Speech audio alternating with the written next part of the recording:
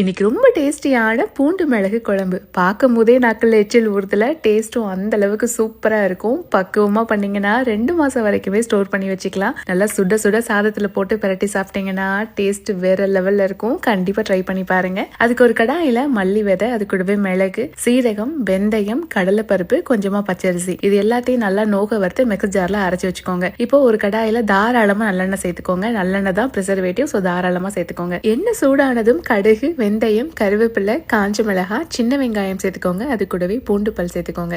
இதை நல்லா எண்ணெயிலே வதக்கி விட்டுக்கோங்க. இப்போ அது கூடவே உப்பு, மஞ்சள் தூள், தனி மிளகாய் தூள் சேர்த்து நல்லா வதக்கி விட்டுட்டு நம்ம அரைச்ச பவுடரையும் சேர்த்து நல்லா இந்த மாதிரி எண்ணெயிலே வதக்கி விட்டுக்கோங்க. ஒரு சாத்துக்குடி அளவுக்கு புளி எடுத்துக்கோங்க. அதை நல்லா கரைச்சி கொஞ்சம் கூட தூசி இல்லாமல் வடிகட்டி அதையும் அது கூட சேர்த்துக்கோங்க. இப்போ அடுப்பை லோ ஃப்ளேமில் வச்சிடணும்.